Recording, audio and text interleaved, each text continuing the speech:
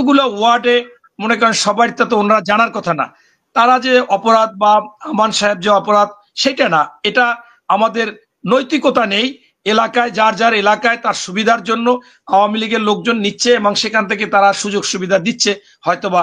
আপনি যে বিষয়টা বলেছেন, আমি প্রত্যেকটা টিভিতে এখন খবর হচ্ছে, যে খবরের হেডলাইন হচ্ছে যে ব্রিটেনের মন্ত্রী দুর্নীতির অভিযোগে পদত্যাগ করলেন টিউলিপ সিদ্দিকী।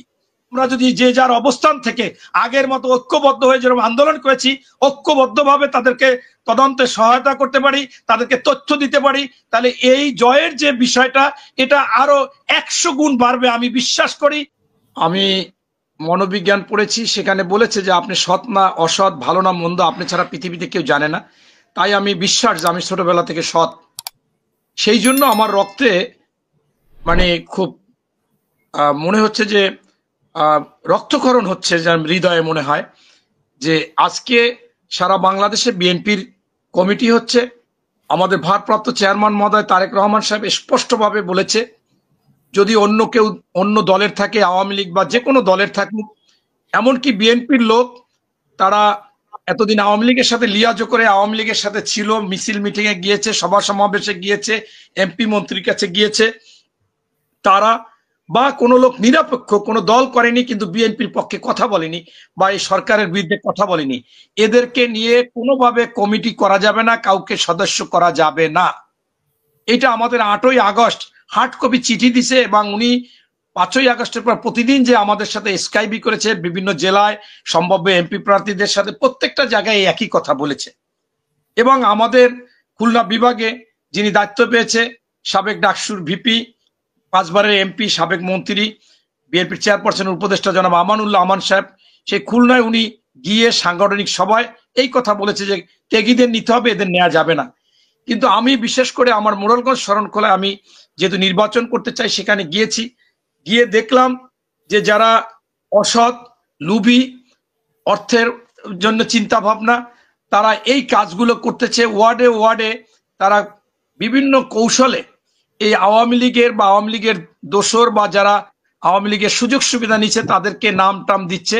এবং আমি পরবর্তীতে বিভিন্নভাবে দেখি যে ওই তৃণমূল পর্যায়ে লোকজন টাকা পয়সা নিচ্ছে, নিয়ে নিয়ে এই নামগুলো দিচ্ছে, কায়দা করে যে কোনো ভাবে রাখার চেষ্টা করতেছে। যারা টিম প্রধান আছে জেলার, যেমন আমার হলে 20টা ইউনিয়ন, একটা পৌরসভা, এতে 189টা ওয়ার্ড, এতগুলো ওয়ার্ডে মনে করেন সবার তো ওনারা জানার কথা না, তারা যে অপরাধ বা আমান সাহেব যে অপরাধ সেটা না, এটা আমাদের নৈতিকতা নেই। এলাকায় যার যার এলাকায় তার সুবিধার জন্য আওয়ামী লীগের লোকজন নিচ্ছে এবং সেখান থেকে তারা সুযোগ সুবিধা দিচ্ছে হয়তোবা। সেটা আমি মনে করি যে বিএনপি কেন্দ্রীয়ভাবে যেদিনই যার বিরুদ্ধে অভিযোগ আসবে, প্রমাণ হবে, তাকে সেখান থেকে সরিয়ে দিতে হবে এবং এখনো সময় নিয়ে এটা ভালোভাবে যাচাই বাছাই করা উচিত।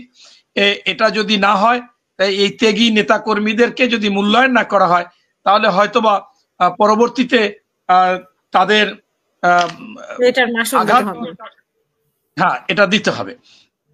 পাশাপাশি আপনার চাঁদার ব্যাপারটা আমি ওইখানে শেষ করেছিলাম। আমি বলেছি যে জামাতও বিভিন্ন জায়গায়, আজকে কালকে টাঙ্গাইলে ছাত্রলীগ যুবলীগের তালিকাভুক্ত লোক তাদেরকে গ্রেপ্তার করেছে, তাদেরকে ছাড়াই আনতে যাচ্ছে। এবং আপনার গাজীপুরে এরকম বিভিন্ন জায়গায় তারা যাচ্ছে, এমনকি কুমিল্লায় আপনারা দেখেছেন, আমার কাছে যদি দেখতে চান প্রত্যেকটা ভিডিও আছে, সেখানে আপনার একটা এইতে গিয়ে প্রিন্সিপালকে সরিয়ে দিয়েছেন, সেখানে জামাতের একজন দাঁড়িয়েলা লোক কি পদ জানি না বসে গেছেন চেয়ারে, গালিগালাজ দিচ্ছে প্রিন্সিপালকে, নামতে বলতেছে, দখলের ব্যাপার এরকম হচ্ছে। তবে আমাদের বিএনপি দলটা বড় বৃহৎ দল, সেই জন্য বেশি হতে পারে, আমি এই জন্য অস্বীকার করব না, কিন্তু আমি মনে করি যে এটা অন্তর্বর্তীকালীন সরকারের দায়িত্ব এবং তার আইন শৃঙ্খলা বাহিনীর দায়িত্ব। প্রথমেই যদি তারা এই সিন্ডিকেট, দখলবাজ, চাঁদাবাজ এদেরকে আইনের আওতায় আনতো, এগুলো করতে পারতো না। আমাদের ভারপ্রাপ্ত চেয়ারম্যান মহোদয় তারেক রহমান সাহেব ইতিমধ্যে 2000কে বহিষ্কার করেছে। আপনারা বলবেন যে বহিষ্কার করছে আপনারাই অপরাধী, কারণ এটা ভালো কাজ করছে, এটাও যদি আপনি অপরাধী বলেন, আমরা মনে করি যে আমাদের ভারপ্রাপ্ত চেয়ারম্যান মহোদয় তারেক রহমান সাহেব যদি বাংলাদেশে থাকতেন অবশ্যই এটা 0 পয়েন্টে চলে আসতো এবং ভবিষ্যতে আসবে। তবে আমি মনে করি যে আইন শৃঙ্খলা বাহিনীকে আপনার এই সরকারকে কাজে লাগাতে হবে। এরপরে আপনি যে বিষয়টা বলেছেন, আমি প্রত্যেকটা টিভিতে এখন খবর হচ্ছে, যে খবরের হেডলাইন হচ্ছে যে ব্রিটেনের মন্ত্রী দুর্নীতির অভিযোগে পদত্যাগ করলেন টিউলিপ সিদ্দিকী। এখন হচ্ছে কি যে এটাও আজকে আমাদের বাংলাদেশে শিক্ষা নিতে হবে যে যদি সত্যিকার অর্থে অপরাধ ধরা পড়ে সেখানে তার রেহাই হয় না। এই সভ্য দেশগুলোতে বা ন্যায় নীতি, নৈতিকতা, মূল্যবোধ, সততা যাদের মধ্যে আছে তাদের চাপে এরা অবশ্যই পদত্যাগ করতে বাধ্য হয়, সেটা আমরা দেখলাম।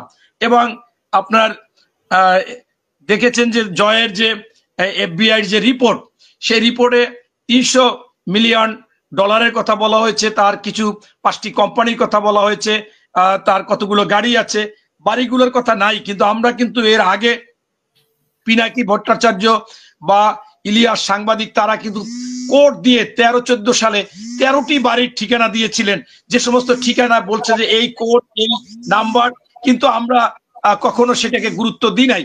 কিন্তু ঘটনা যে সত্য তা কিন্তু প্রমাণ হচ্ছে। আমি কিন্তু সেই 13 সাল থেকে বক্তব্য দিচ্ছিলাম যে যদি শেখ হাসিনা যেদিন পদত্যাগ করবে ওনার নামে 100 মামলা হবে এবং সবগুলো দুর্নীতির মামলা, এই মামলা সেই মামলা এগুলো হবে।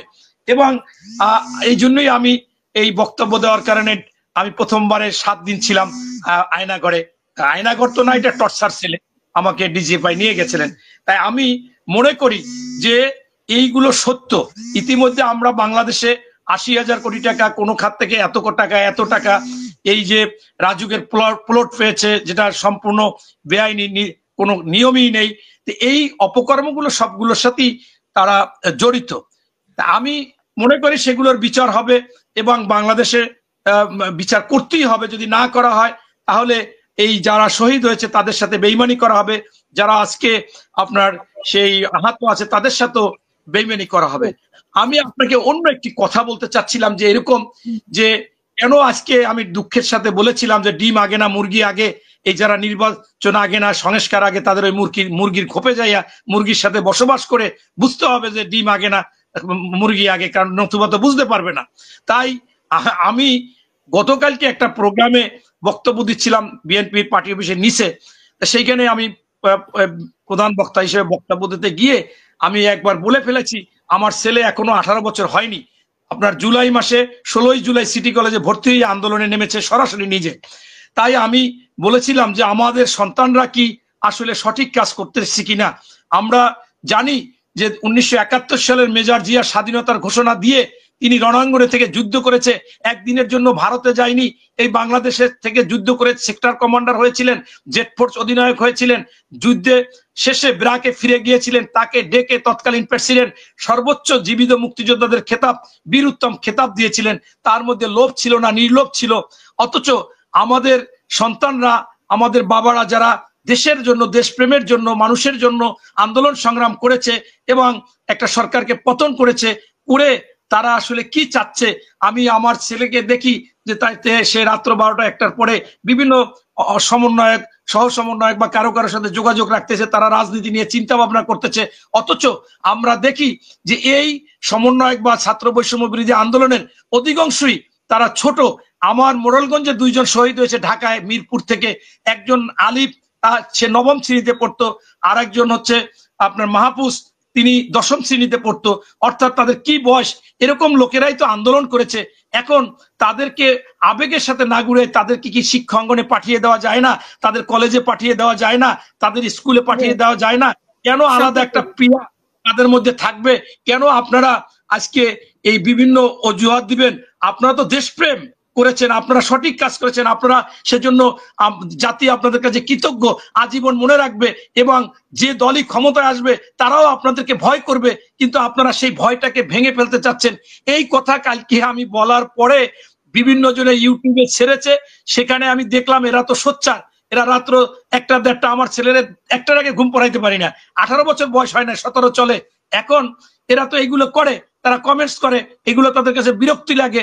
এখন আমি দেখলাম যে সবাই আমাকে কমেন্টস করেছে যে আপনি 16 বছরে এই করতে পারেন না, সেই করতে পারেন, খারাপ ভাষাও বলতেছে। আর আমরা তো করেছি, আমরা করে দেখাইছি। আমাদের নিয়ে আপনি তর্ক করেন কেন, বিতর্ক করেন কেন? এই যে বিষয়গুলো, এটা কি আসলে আমাদের সন্তানদেরকে আমরা কি বিপদগামী করে ফেলতেছি কিনা, বা বিপদগামী হয়ে যাচ্ছি কিনা, বা এদেরকে আমরা অন্য এখনো কাজে লাগাচ্ছি কিনা, যে কাজগুলো তার লেখাপড়া বা অন্য দিকে সমস্যা। আমি একজনকে একটা কমেন্টস একটু উত্তর দিলাম যে বাবা তোমরা তো লেখাপড়া করবা, লেখাপড়া করে কোনো চাকরি বাদা কিচ্ছু হয় না, রাজনীতিতেই লাভ আপনারা দেখছেন, এই জন্য আপনারা ভোট চান। এই যে বিষয় আমার কাছে খুব অবাক লাগে এবং কষ্টদায়ক। তাই আমি মনে করতেছি যে আজকে আপনারা কেন আবার এটার সাথে আমি বলেছি যে আপনারা বলেন যে বিএনপির মধ্যে মারামারি হয়, এটা হয়, এরা বৃহৎ দল, সবগুলোর মধ্যে এরকম হবে, গ্রুপিং হবে, কিন্তু আপনাদের মধ্যে কেন হবে?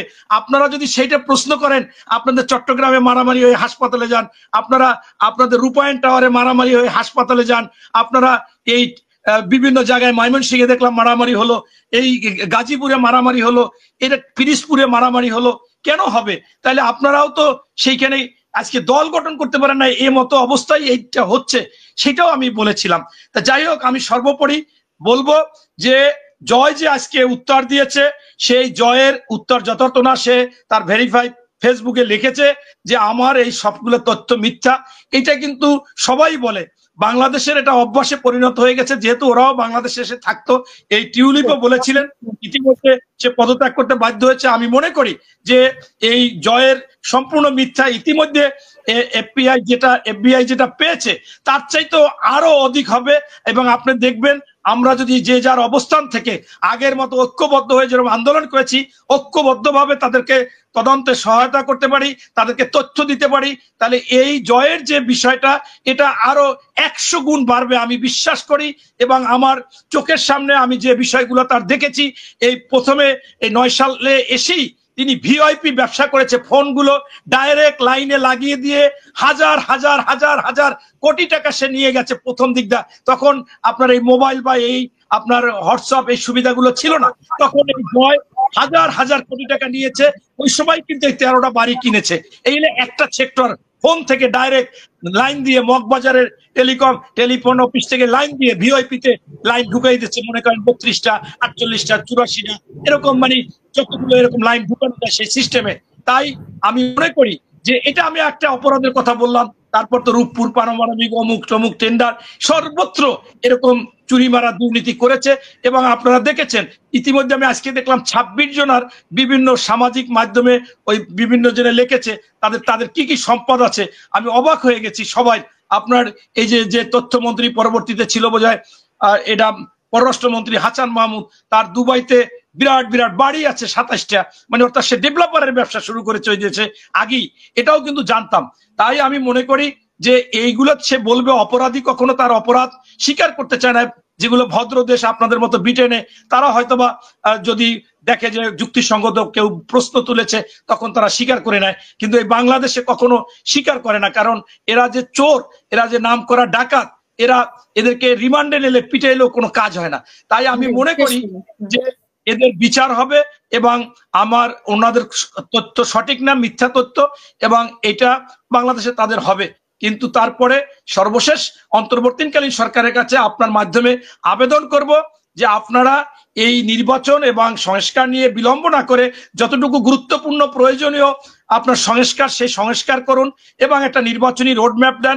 এইটা বিএনপি না অন্য দল, আজকে মাহমুদুর রহমান মান্নাও নির্বাচনের কথা বলেছেন। আমি মনে করি যে এটা আপনাদেরকে হয়তোবা একটা রোডম্যাপ, আপনারা যে ডিসেম্বরে নির্বাচন দিতে চেয়েছিলেন, এমনকি সেনাপ্রধানও প্রথমেই বক্তব্যে তিনি বলেছিলেন ডিসেম্বরের মধ্যে নির্বাচন হবে ইনশাল্লাহ, আমিও চাই। তাই আপনারা ডিসেম্বর পর্যন্ত অনেক সময়, 1.5 বছর প্রায়, বা 1 বছর 4 মাস। তাই আমি মনে করি যে আপনাদেরকে এটা বলা হয়েছে, আপনারা এর মধ্যে একটা রোডম্যাপ দেন, কবে তালিকা শেষ হবে ভোটারের, কবে আপনাদের সংস্কার শেষ হবে, কবে, এরকম দিয়ে আপনারা নির্বাচনের একটা রোডম্যাপ দেন। সেখানে অবশ্যই রাজনৈতিক দল বিএনপি না সকলেই মেনে নিবে যে না এই একটা রোডম্যাপ দিচ্ছে, 19-20 হবে। এটাই আপনার মাধ্যমে অন্তর্বর্তীকালীন সরকারের কাছে আবেদন করি, এবং কাউকে দোষারোপ করে না, কাউকে ছোট বড় করে না।